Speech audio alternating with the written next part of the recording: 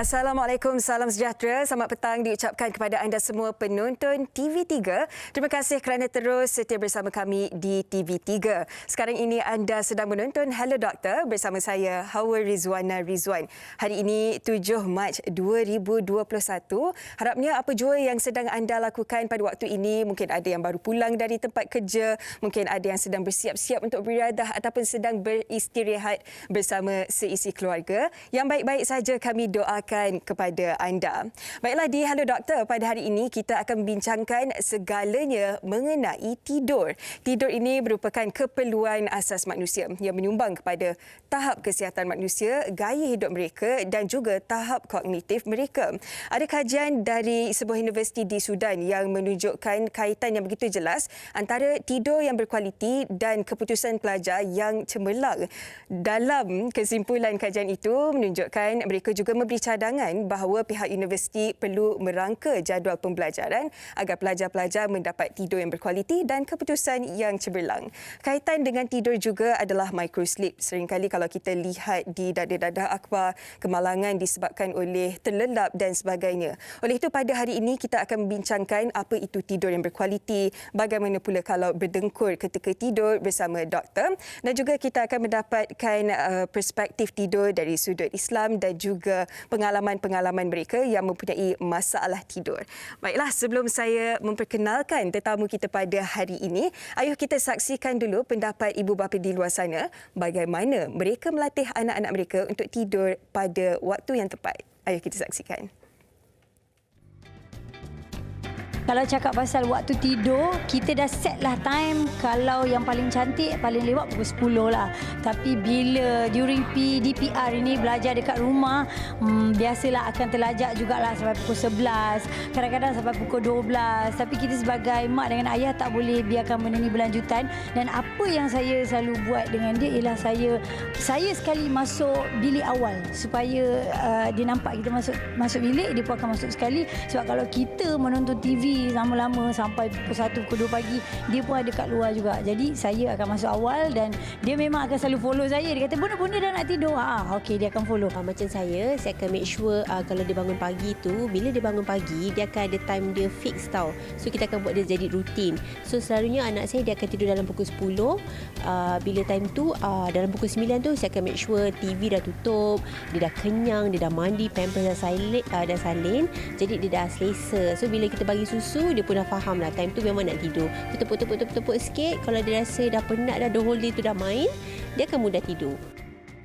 Itu dia antara cara-cara ibu melatih anak-anak mereka supaya tidur awal sejak dari kecil lagi supaya dapat bangun dengan lebih segar. Kepada anda yang mempunyai apa-apa soalan mengenai topik kita pada hari ini mengenai tidur, anda boleh hubungi kami di talian Hello Doktor 0377261603 atau anda boleh komen di Facebook page kami Hello Doktor TV3. InsyaAllah kalau ada masa dan soalan yang sesuai, kita akan tanyakan kepada tetamu-tetamu kita pada hari ini. Oleh itu, bersama kita pada hari ini, tetamu di studio, kita bersama Dr. Kong Min Han, iaitu pakar telinga hidung tekak ENT, kepala dan leher dari Hospital Pantai Kuala Lumpur. Salam sejahtera, Doktor. Selamat petang. Terima kasih. Terima kasih kerana bersama kami pada hari ini. Terima kasih, Hawa. Doktor, tidur ni memang penting untuk semua orang. Kita tahu. Tetapi sebelum itu, sebagai permulaannya, boleh doktor kongsikan apa pentingnya ataupun apa fungsi tidur itu sendiri kepada manusia? Okey. So sebenarnya tidur itu sangat penting untuk kita. Tidur itu sebenarnya ialah satu mekanisme untuk badan kita untuk pulih, untuk berehat dan juga untuk mendapatkan reset the body. So bila kita tidur, kita sebenarnya akan membuat pengalaman hidup kita yang satu hari itu supaya dia akan jadi sebagai memory. Atau apa yang kita belajar pagi tu, dia akan kita akan proses dan akan menjadi ingatan. So sekiranya kita tak tidur, proses itu tidak berlaku. Kita tidak akan ingat apa yang kita lalui satu hari. So kita tidak akan ada memory apa yang kita pernah lalui. Selain daripada memory, ialah juga memberi peluang kepada badan kita untuk berehat, untuk membaik pulih. So katakan kalau untuk jantung kita sudah berdenyut satu hari, waktu malam dia akan mengurangkan denyutan supaya dia boleh berehat sedikit. Otot-otot kita akan berehat. Untuk kanak-kanak dia akan hormon dia akan spike untuk pertumbuhan. Selain itu, kalau apa-apa toksin yang kita develop dalam pagi itu, dia akan dikeluarkan waktu malam. So selain daripada untuk ingatan, memory, dia juga akan mengawal hormon, pertumbuhan dan juga untuk repair badan kita. So proses-proses ini sangat penting.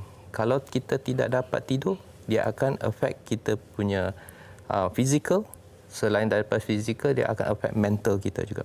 Ya. Banyaklah kesan-kesan sampingannya bukan dari segi fizikal tapi juga mental, memory dan sebagainya, doktor. Selain itu juga dari segi sosial. Okey. Ya, sebab bila ada sesetengah orang yang tidak dapat tidur, semasa dia bercakap dengan kawan, dia akan tertidur. So, dia akan macam malu. Sebab bila saya bercakap dengan seseorang, saya akan terlelap depan dia. So, tak berapa manis. Ya. Lazimnya, doktor, kalau kita dengar di mana-mana pun tidur kena 8 jam, tidur kena 8 jam. Adakah itu benar? Dan adakah tidur 8 jam ni untuk semua golongan? Sebab ada kanak-kanak, remaja dan dewasa dan juga yang lebih berumur, doktor. Alright. So, selalunya untuk baby, mereka memerlukan tidur yang lebih lama. Seperti 16 jam hingga 18 jam. Tetapi semakin mereka besar, tidur yang diperlukan juga akan semakin kurang. Untuk budak-budak, kanak-kanak kadang-kadang perlu 8 jam, 9 jam. Untuk dewasa macam kita sebenarnya memerlukan tidur antara 7 jam sebenarnya. Okey. Ya, yang tu ialah optimum. Tetapi bila semakin tua, untuk dapatkan 7 jam juga susah. Ya, So kadang-kadang tidur yang dia dapat pun akan kurang. Ya. Tetapi sekiranya boleh, kita setiap individu memerlukan lebih kurang 7 jam, 6-7 jam hingga 8 jam. Doktor, waktu-waktu yang ditetapkan untuk tidur ini 7 jam, 8 jam. Ada kalanya mereka tidur memang cukup 7 jam, cukup 8 jam. Tetapi kadang-kala mimpi yang ngeri. Bila bangun tu rasa macam tak cukup tidur sebenarnya. Akan bangun, akan rasa lebih letih, lebih lesu. Kenapa tu, doktor? So, setiap kali bila kita tidur, kita akan melalui tahap tidur yang berlainan. Satu ialah tahap yang baru kita nak masuk ke tidur, kita panggil tahap 1. So, bila kita dah lebih deep sleep, tahap 2. Kalau tahap 3 dan tahap 4 ialah dikira sebagai deep sleep. Dan itu ialah sleep yang kita panggil non-REM. Kalau REM sleep ialah masa ada aktiviti sedikit dengan pergerakan mata, yang masa itu ialah penting supaya memory, ingatan semua akan enforce semasa REM sleep. So, sekiranya you tidak melalui sleep cycle ini, sebenarnya you tidak dapat tidur yang kualiti. Satu hari, satu malam dalam masa 7 jam tidur, kita akan melalui sleep cycle ini sebanyak 5 kali. 4 hingga 5 kali. So, bila kita tak melalui cycle ini, walaupun kita tidur 7 jam, tetapi tidak berkualiti. Ya. Ada peringkat-peringkatnya, ya, doktor? Ya, peringkat. Kalau mimpi yang ngeri tu, biasanya itu peringkat yang mana? So, setiap kali bila ada mimpi, ialah semasa REM sleep. So, bila masa REM sleep ialah masa kita ada aktiviti. Kita akan mengingati aktiviti yang kita lalui hari itu, pengalaman, dia akan jadi sebagai ingatan. So, masa itulah kita akan bermimpi. Tapi kadang-kadang kita tak ingat apa mimpi itu. So, tetapi ini ialah normal untuk orang mengalami mimpi semasa REM sleep. Tetapi yes, there are some condition yang dia dapat sleep terror. Dia akan macam mimpi ngeri. Dia akan terkejut. So, yang tu ialah masalah lain sebenarnya. Okey, baik. Banyak lagi yang ingin kita bincangkan bersama doktor mengenai tidur pada hari ini. Tetapi sebelum kami berehat seketika, ada sesuatu kami di Hello Doktor ingin kongsikan kepada anda. Webinar Cool edisi 2021 kini kembali lagi. Bagi anda yang ingin sertai perbincangan topik hangat serta mendapatkan pelbagai informasi, ini yang harus anda lakukan. Follow dan like Facebook Cool FM dan saksikan webinar Cool pada hari Khamis 11 Mac 2021 bermula 12.30 tengah hari. Saksikan figura hebat di Malaysia antaranya Dinas Muhtar, Dr. Afida Suhana, Pegawai Perubatan ONG dan ramai lagi bagi membincangkan topik berkenaan kesihatan wanita dan anak iaitu susu ibu versus susu formula. Individu bertuah berpeluang untuk memenangi wang tunai Dan info lanjut di www.coolfm.com.my. Menarik ni, kita saksikan nanti. Baiklah, kami di Hello Doktor ingin berehat seketika. Kembali lagi selepas ini.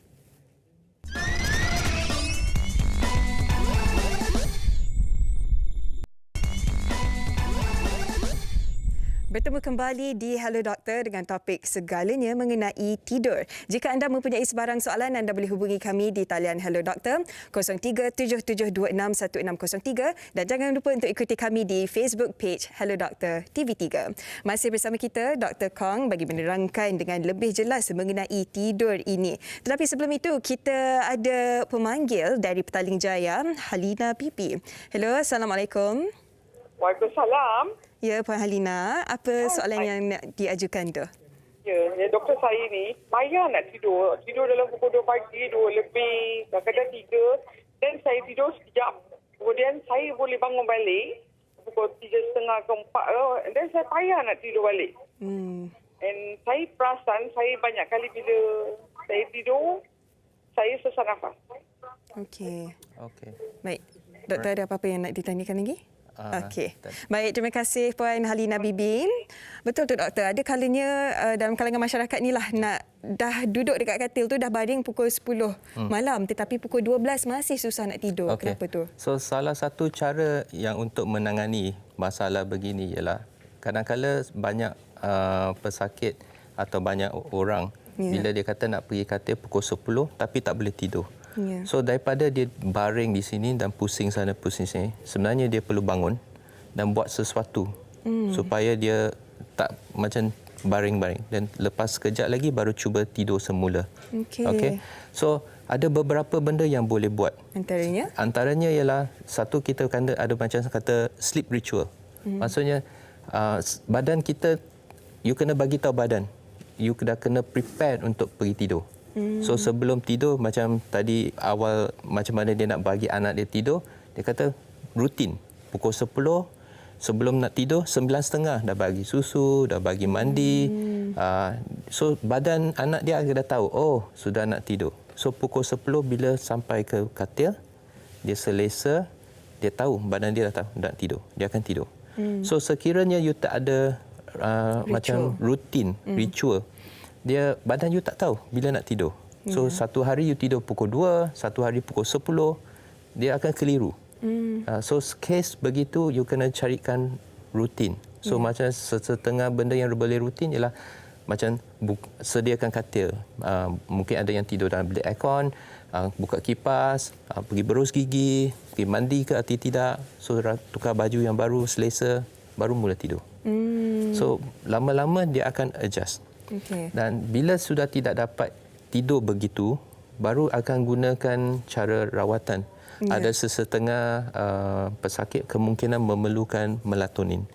Melatonin yang boleh ambil waktu malam supaya dia boleh regulate. Sebab melatonin adalah satu jenis hormon yang memberitahu badan pagi atau malam.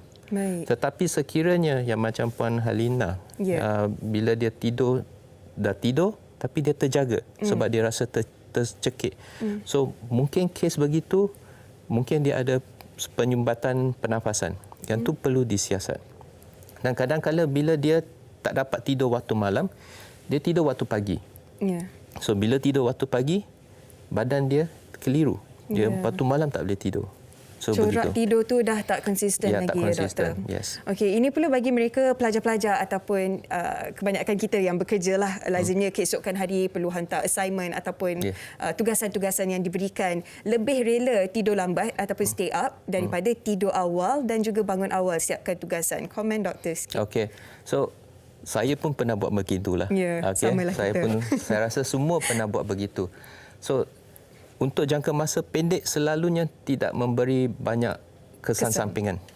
So selalunya yang kesan sampingan tu very short period. Dia mungkin akan rasa penat keesokan harinya, dia akan tidur, lepas tu dia akan okey. Dia akan catch up waktu mungkin hari Minggu, weekend, dia akan tidur lebih banyak.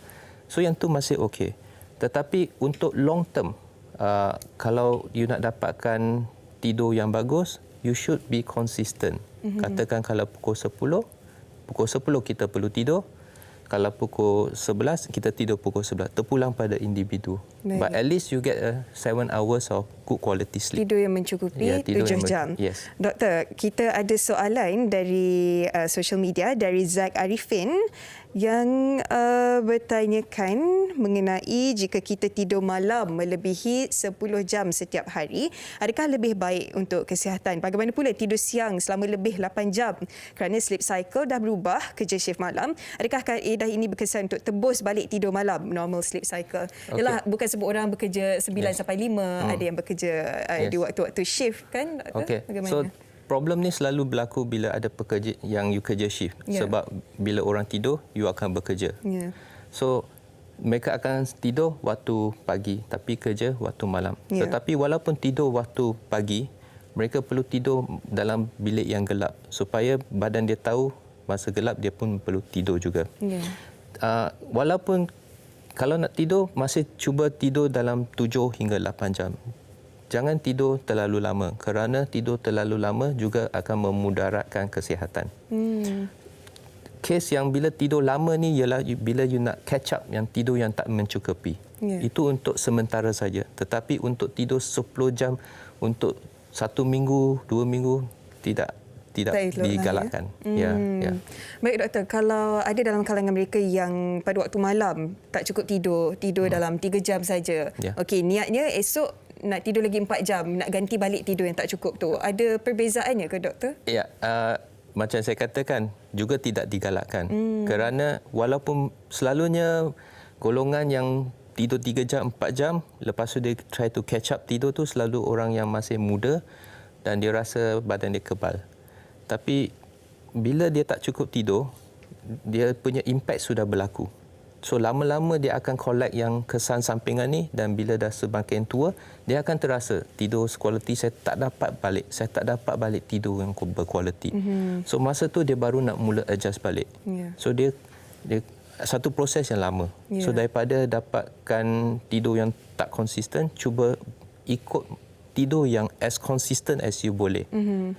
Kita tak boleh ikut 100%, Ya. tapi sekurang-kurangnya maybe 90% pun dah kira okey dah sebenarnya. Untuk mendapatkan rutin yang baik tu pun bukan sehari dua, doktor. Ya. Makan masa yang agak Ambil lama. masa lama. Baik, sebelum kita teruskan, kami ingin kongsikan kepada anda laporan khas mengenai pesakit Dr. Kong sendiri mengenai ujian tidur yang dilaluinya.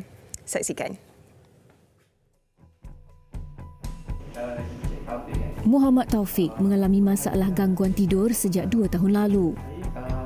Masalah yang dihadapi menjadi semakin serius sejak akhir-akhir ini. Dia merasakan ada sesuatu yang tidak kena pada dirinya. Mudah berasa letih, berdengkur dan acap kali mengantuk walaupun setiap hari dia mendapatkan tidur yang secukupnya. Bagi mengenal pasti masalah yang berlaku pada dirinya, hari ini Taufik menjalani ujian tidur di hospital. Sebelum menjalani ujian, bapa kepada seorang cahaya mata ini perlu melakukan pemeriksaan fizikal, endoskop hidung dan tekak terlebih dahulu. Ia bertujuan untuk mengenal pasti faktor yang mungkin menyebabkan saluran pernafasan terhalang. Setelah selesai menjalani pemeriksaan tersebut, Taufik dibawa ke ward untuk pemasangan alat ujian tidur. Alat tersebut dipasang di badan semalaman bagi mengesan kekerapan berdengkur dan berhenti bernafas ketika tidur serta memantau gelombang otak.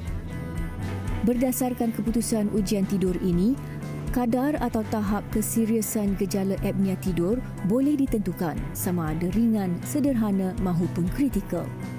Keputusan ujian tidur Taufik akan dikongsikan dalam perbincangan selepas ini. Okey, baiklah Dr. Kong, boleh kongsikan tak apa yang terjadi selepas tu keputusan ujian tidur beliau? Right. So ujian yang dia lalui kita panggil sleep study. Yeah. So sleep study tu dia tidur sekurang-kurang 6 jam untuk recording of the sleep. So selalunya kita tak kata sekurang 6 jam, kita suruh dia tidur mungkin pukul 10, 11 dia akan bangun keesokan harinya pukul 7. So bila dia bangun dia akan stop recording.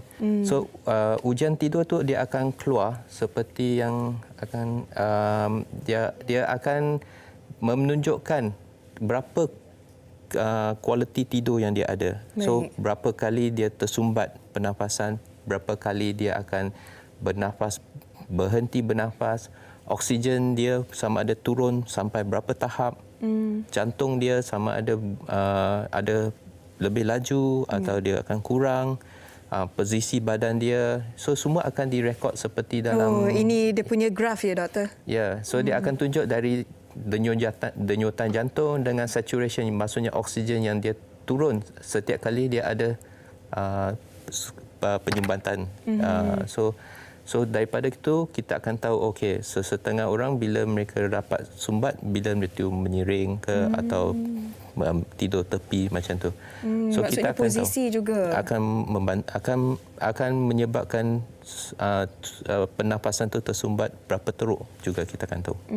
Ya. Okey. Baiklah, semoga pesakit doktor itu cepat sembuh insya-Allah. Ya.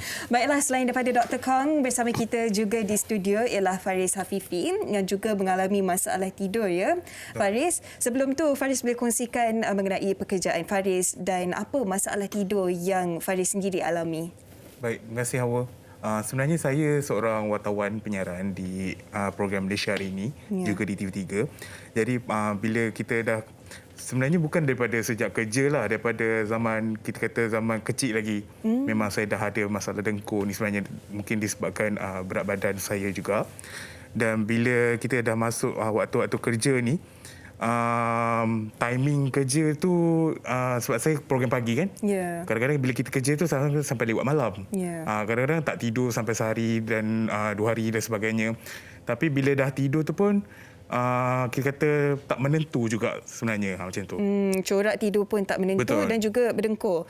Bila mulanya sedar ada masalah tu dan sedar untuk perlu dapatkan rawatan daripada doktor?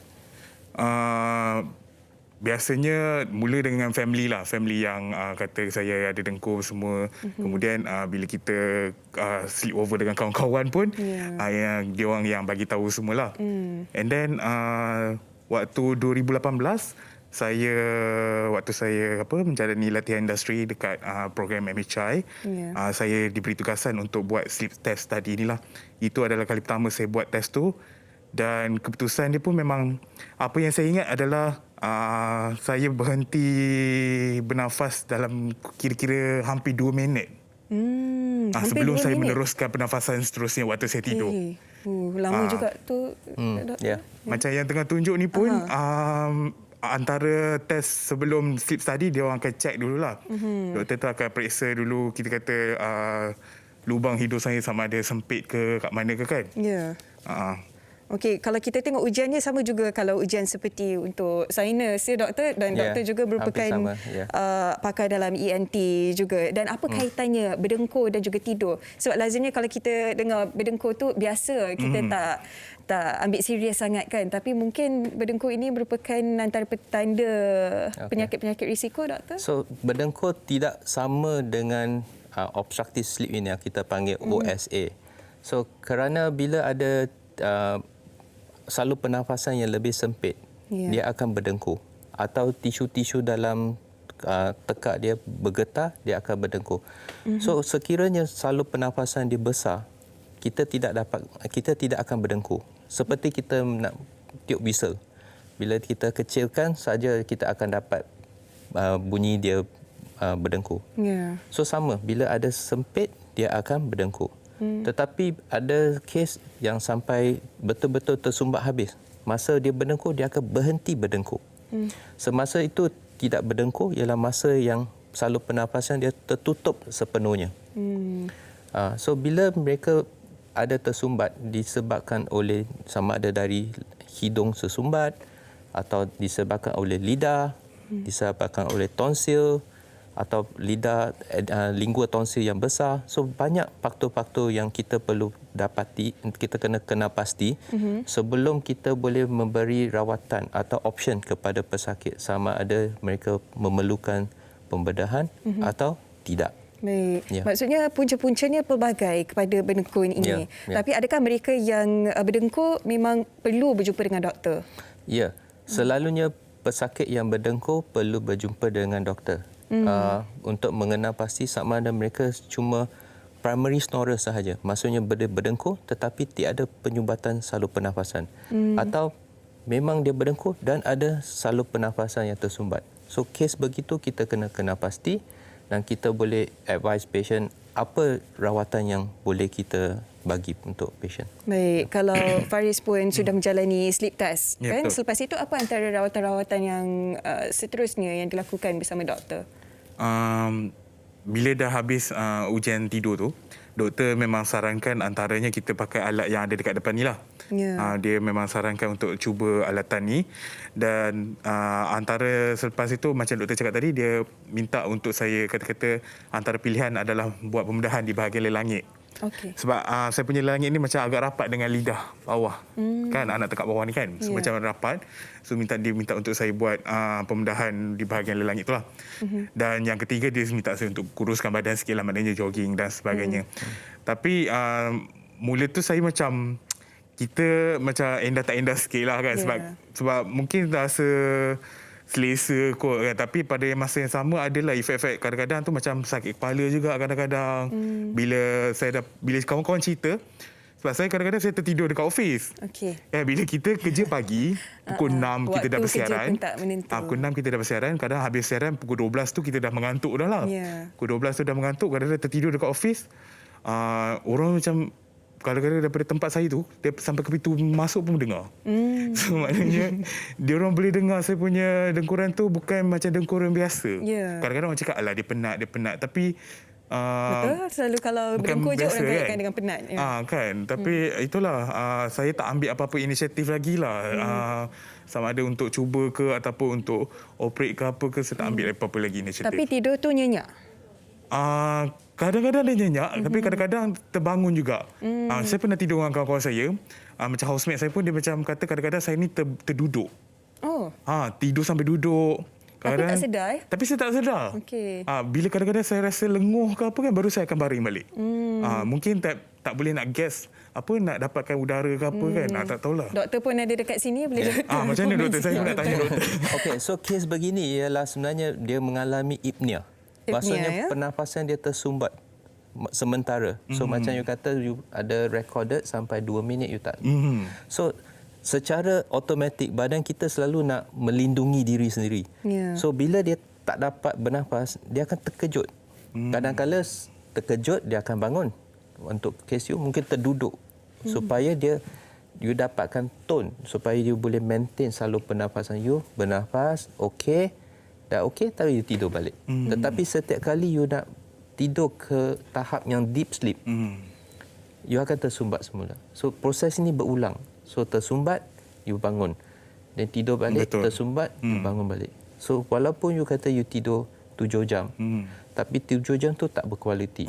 So apa terjadi waktu pagi, letih dan you akan tertidur.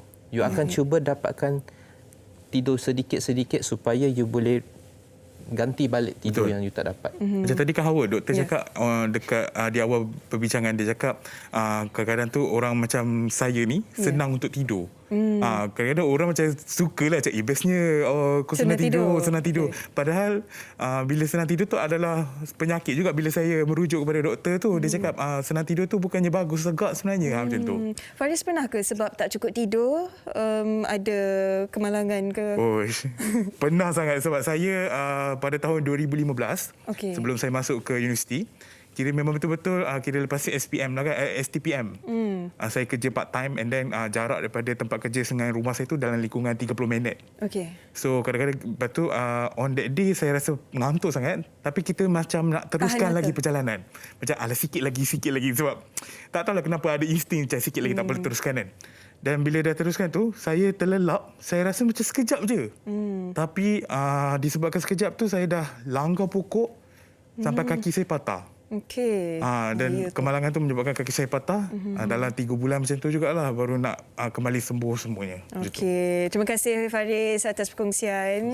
Semoga cepat sembuh dan dapat tidur dengan berkualiti dan lebih sihat lepas ni, insya-Allah. Baiklah, kami di Hello Doktor ingin berehat seketika. Kembali lagi selepas ini kita akan bincangkan lagi mengenai tidur.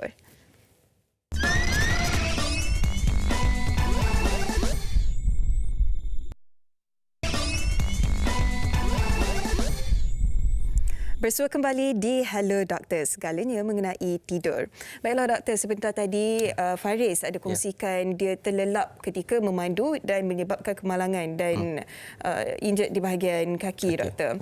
Adakah itu microsleep, doktor? Ya, sebenarnya yang tu ialah microsleep. Apa yang dia terangkan ialah microsleep. Microsleep ialah tidur yang kecil, yang sementara during daytime, yang dia cuba macam ganti balik apa yang dia tidak dapat masa 7 tidur jam malam. atau 8 jam yang dia cuba tidur.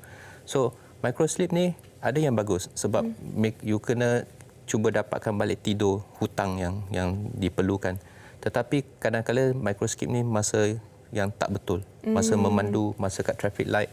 So, bila masa memandu you tertidur kerana terlalu letih yang sleep tu dan you terlibat dalam aksiden. So, kalau nasib baik macam Faris, kaki bukan kira baiklah, kaki patah. Tapi kalau kemalangan yang lebih teruk, mungkin bukan membawa maut.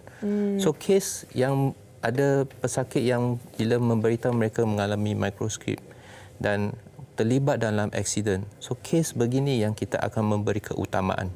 Kita akan cuba pujuk, sila dapatkan rawatan dan kita akan membantu seberapa yang boleh. Jangan tunggu sehingga parah baru nak dapatkan rawatan, doktor. Baiklah, kita juga bersama seorang selebriti yang akan berkongsikan pengalamannya. Kita bersama Amir 14 ataupun Amir Rais Azhar di talian. Hello, Assalamualaikum Amir.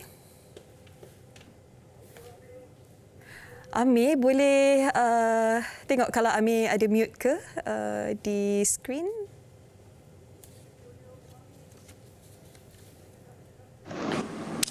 Okey, baik. Okey, dengar? Okey, Alhamdulillah. Terima kasih, Amir. Okey, Alhamdulillah. Hai, Assalamualaikum. Hai Hawa, hai doktor. Hello, Amir. Amir, sebagai seorang selebriti, pastinya jadual pun tidak menentu. Boleh Amir kongsikan rutin harian, rutin kerja dan juga corak tidur Amir sendiri sebagai seorang selebriti selama ini? Okey, sebagai seorang penyanyi lah bagi Amir, memang jadual kita orang sangat-sangat ketat, sangat padat, tapi kadang-kadang bila dah terlampau banyak sangat kerja, bila dah balik kerja tu, waktu nak tidur tu memang sangat susah sebab badan terlampau penat. Kadang-kadang memang sangat susah untuk saya tidur lah pada masa tu. And kadang-kadang bila ada show ke show-show penting untuk esok harinya, saya pernah mengalami masalah insomnia yang tak boleh tidur. Saya rasa macam ada anxiety. Anxiety ataupun nervous macam tu lah. Sampaikan saya tak boleh tidur. Contohnya ada show pagi dekat MHI ke dekat mana-mana, memang saya tak boleh nak tidur. Sebab saya nak jaga call time satu and terfikir-fikir. So daripada situ memang tak boleh nak tidur. Rasa macam apasal ni tak boleh nak tidur kan. Cuba selesaikan diri pun tak boleh nak tidur juga. Mungkin keresahan tu antara punca juga susah nak tidur ya, Amir. Saya ada penyakit nervous, bukan saja di stage tapi before show pun memang saya akan ada keresahan tu. Ingatkan bila dah biasa ni dah tak ada dah rasa gementar-gementar tu, Amir. Walaupun dah 10 tahun dalam industri, still masih ada rasa gementar tu. Macam nak live sekarang ni pun masih still ada rasa gementar tu, gemuruh tu. Baiklah, kalau Amir sendiri, adakah Amir seorang yang memang jaga waktu tidur sebab dah tahu jadual tak menentu? Adakah hari-hari yang cuti memang tidur tepat pada waktunya ke macam mana? Saya kalau nak ikutkan sebelum berkahwin, saya memang tak jaga waktu tidur saya lah. Saya kerja. And then kalau cuti sekalipun, saya memang sangat susah nak tidur lah. Saya mungkin anak-anak muda kan, orang lelaki, memang susah sikit nak tidur awal. Kalau pukul 10, pukul 11 tu awal sangat lah tu. So bila dah berumah tangga ni, saya dah mula fikir, aku ni dah makin berusia, dah makin orang kata penyakit pun dah mula nak datang. So dari situ saya fikir, tidur ni penting. Kawan-kawan pun ada cakap yang lebih tua daripada saya, jaga tidur sebab daripada kalau kita tak jaga tidur, dari situ penyakit yang kronik akan timbul. Contohnya jantung lah, apa benda kanser pun boleh timbul dari apabila kita tak menjaga tidur ataupun cukup rehat. Betul tak, doktor? Tadi doktor pun ada kongsikan sebelum tidur, pastikan ada rutin sebelum tidur. Misalnya cuci muka dahulu, kan, minum susu dan sebagainya.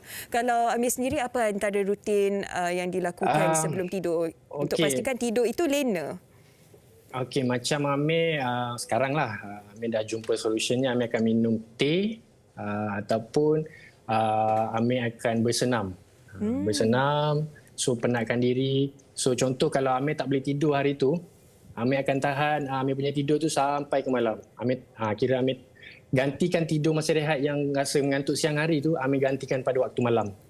So pada situ Amir boleh dapat tidur lah. Tapi make sure kita tidur awal lah, jangan tidur pukul 1, pukul 2. Macam tu. Sebab macam Amir perlukan rehat kurang-kurangnya 7 jam. Amir suka main game ke? Tak juga sebenarnya. Kadang-kadang lah. Kalau ada waktu lapang suka main game lah. Penerbit ada nampak Kenapa game tu. Okey, dan tanya juga atas kelahiran anak lelaki baru berusia 5 hari ya. Ya betul. Sekarang ni pun tak cukup tidur sebenarnya ni. Itu pun akan memberi kesan juga kot dekat waktu tidur Amir. Mungkin ada perancangan bersama isteri ke untuk bergila-gila, macam mana Amir akan hadapinya? Boleh dikongsikan bersama penonton? Okey, bagi new parents yang baru ada baby, sebaik-baiknya rancang kita punya waktu tidur, especially bila baby ada komplikasi macam jaundice ke ataupun masalah-masalah lain. Macam Amir kena monitor susu dia setiap 1 jam sekali. Amir kena bagi susu. So dari situ Amir akan bergilir dengan wife ataupun mak mertua akan jaga waktu siang, waktu malam Amir akan berjaga lah. Gilir-gilir dengan wife. Sebab wife pun masih lagi berpantang, so Amir take over kerja-kerja itu semua. Perlu bertolak ansur ya antara pasangan. Ya betul. Terima kasih banyak-banyak Amir atas perkongsian. Tahniah sekali lagi diucapkan. Thank you. Harap kita dapat jumpa lagi insya-Allah. Assalamualaikum. Jaga diri. Waalaikumsalam. Baiklah doktor, tadi Amir ada kongsikan mengenai insomnia, susah nak tidur. Apa itu insomnia doktor? Ada beberapa benda yang Amir kata yang dia rutin dia nak buat supaya dia dapat tidur lebih lena. Satu dia minum teh. Sebenarnya tidak digalakkan. Sama ada setengah orang yang kata saya minum kopi masa boleh tidur. Tetapi kita tahu kafein, tea, dia akan affect quality tidur dia. So mungkin benda begitu, teh atau kopi perlu dielakkan sebelum tidur. Dan sebab kerja dia kadang-kadang stres, dia perlu fikir apa yang akan berlaku keesokan harinya, dia akan terfikir-fikir. So yang benda tu juga akan affect dia punya sleep, tidur dia. So selain daripada kerja, kadang-kadang ada setengah orang suka tengok wayang macam wayang hantu, wayang yang menakutkan. So tidak digalakkan juga.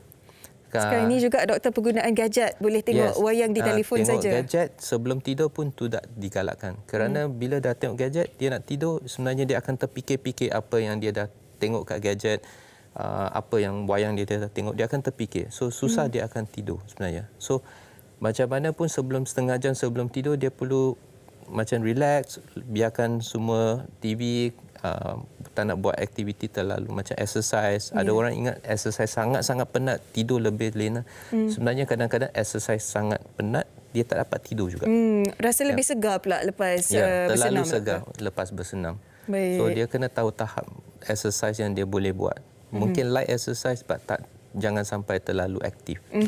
Okey, baik. Terima kasih doktor. Baiklah, kami di Hello Doktor ingin berehat seketika. Kembali lagi selepas ini.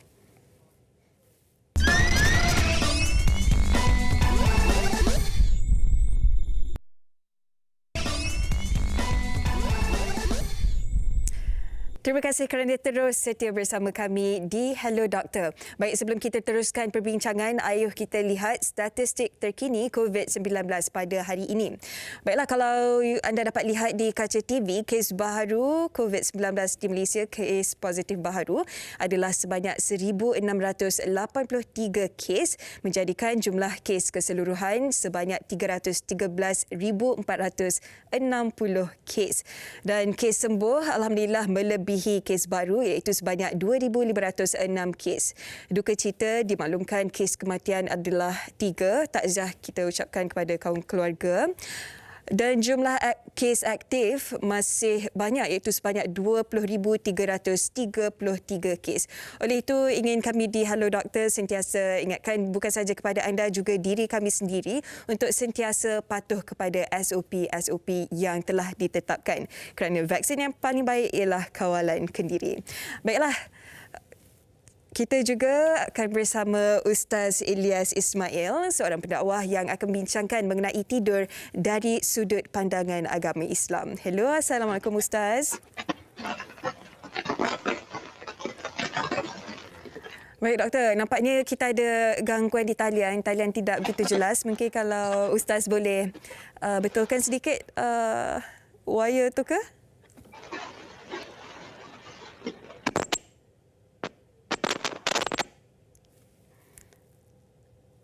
Masih tidak dapat dengar Ustaz. Okey, baiklah, kita akan kembali lagi bersama Ustaz lepas ini. Harapnya talian akan menjadi lebih jelas.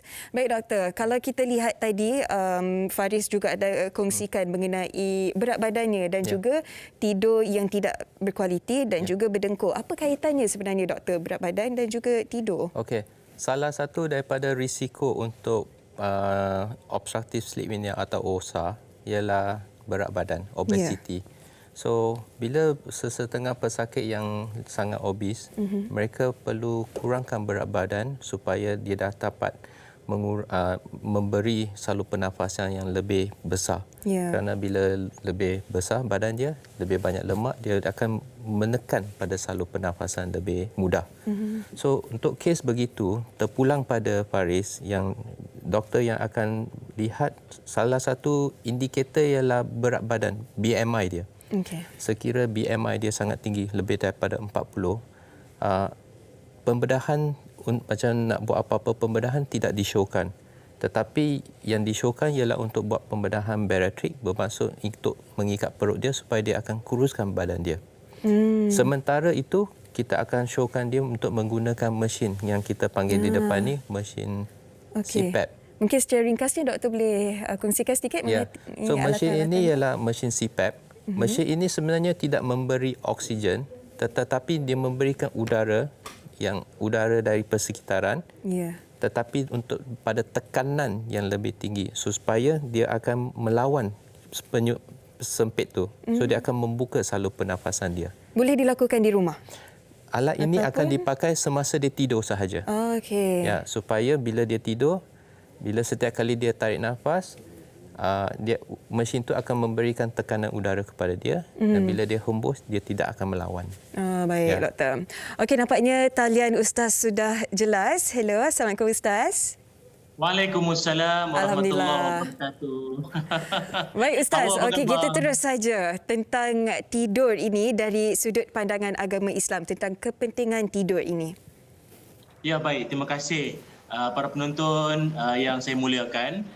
Dalam Islam, khususnya dalam Al-Quran, Allah Subhanahu wa taala berfirman, iaitu dalam surah Al-Furqan ayat 47, kata Allah Taala, wa huwallazi ja'ala lakumul laila libasan wan nauma subata wa ja'alan nahara nusyura.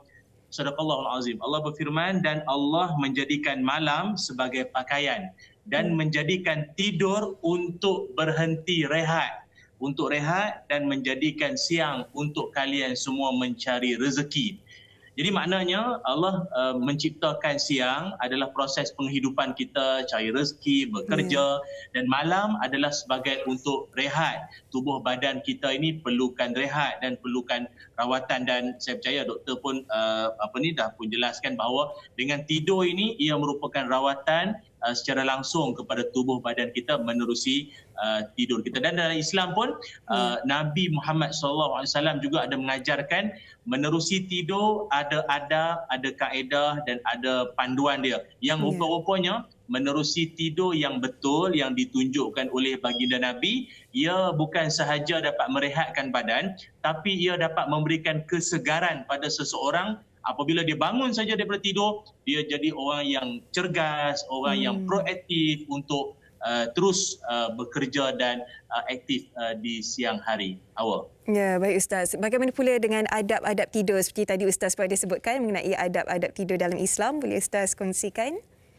Baik, terima kasih. Imam Ibn Qayyim Al-Jauziyah ada menyebutkan, sesiapa yang memerhatikan pola tidur baginda Nabi SAW, dia akan tahu bahawa cara tidur Nabi ini adalah cara tidur yang paling bermanfaat. Sebagai contoh, pertama, Nabi kalau tidur, Nabi akan mengiring ke sebelah kanan sambil mulut berzikir, sama ada subhanallah, alhamdulillah, la ilaha illallah, Allahu akbar. dan rupa-rupanya tidur dalam keadaan mengiring ke sebelah kanan, sekali-sekala ke sebelah kiri dan kemudian ke kanan semula, dia dapat memberikan kesihatan pada tubuh badan. Contohnya, proses pencernaan lebih cepat kerana condongnya rusuk di atas hati dan memudahkan pernafasan. Dan tidur mengiring ke kanan menghalang jatuhnya lidah ke belakang yang boleh menghalang saluran pernafasan. Dan jika tidur dengan posisi terlentang, kebanyakan orang kadang dia lebih selesa, tak mau ke kanan, tak mau ke kiri, dia terlentang. Pun Nabi pernah tidur dalam keadaan terlentang, tapi jarang sekali kerana tidur terlentang ni boleh akibatkan saluran pernafasan boleh tersekat dan mengakibatkan dengkur, snoring.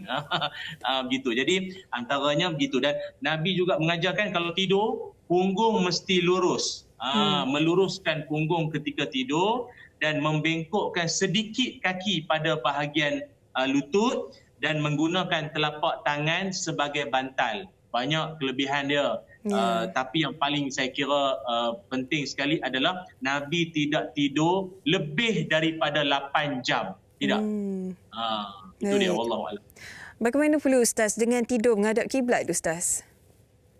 Ya, tidur menghadap kiblat ni itu yang paling bagus sekali. Tapi ikut kemampuan lah. Setengah orang kedudukan posisi rumah dia tu tak berapa nak mengizinkan dia nak menghadap kiblat, tak apalah. Tapi bagi saya paling penting tidur atas lambung kanan dan juga kaki tu di bahagian lutut tu bengkok sikit. Dan tidur pula jangan melebihi 8 jam. Tidur 8 jam. Kan kerana itu akan menyebabkan badan seseorang jadi malas, jadi tak segar bila dia bangun tu nanti.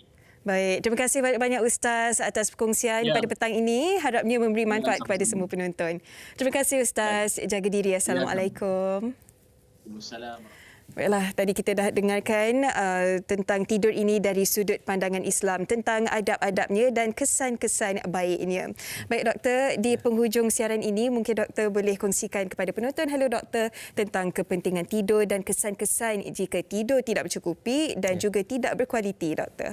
Okey. So pertama kali kita kena ingatkan bahawa sebelum tidur tu kita cuba dapatkan rutin untuk tidur. Dan bila kita tidur, sekurang-kurangnya dapatkan 7 jam yang berkualiti. Sekiranya 7 jam yang tidak berkualiti, kemungkinan kena pasti apa sebab kenapa tidak berkualiti.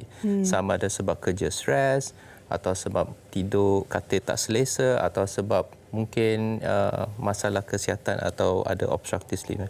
Sekiranya ada rasa tidur tidak berkualiti, perlu dapatkan rawatan. Dan sebelum ada masalah yang akan datang kemudian hari. So masalah seperti sakit jantung, darah tinggi, kencing manis dapat dielakkan sekiranya dapatkan rawatan atau dapatkan tidur yang berkualiti lebih awal. Sikit saja doktor, bagaimana pula pemakanan? Adakah pemakanan pun memberi kesan kepada tidur yang selalunya tidak digalakkan untuk makan sebelum tidur.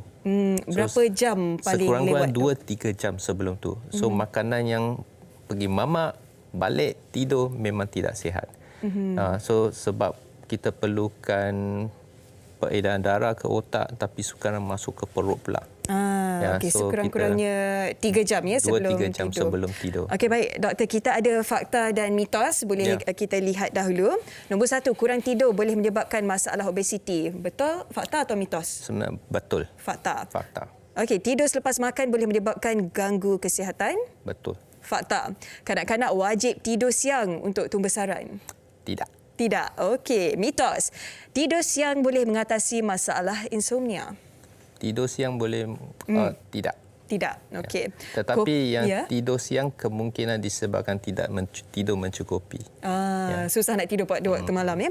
Okey, seterusnya kopi atau kafein boleh menghilangkan rasa mengantuk. Betul. Okey, itu betul. Okey, itu dia fakta dan mitos yang telah dijawab oleh doktor pada hari ini, dan terima kasih diucapkan kepada doktor. Sedikit sebanyak kita mendapat penjelasan yang lebih jelas mengenai tidur ini. Kita sudah tahu tentang punca-punca berdengkur, tentang microsleep dan juga insomnia. Banyak yang telah dikongsikan pada doktor pada hari ini. Terima kasih atas masa yang diluangkan. Kepada anda penonton Hello Doktor, terima kasih kerana mengikuti kami selama sejam. Kita akan kembali lagi pada minggu hadapan, hari Ahad 5 5.30 petang di TV3. Saya Hawa Rizwana Rizwan. Assalamualaikum.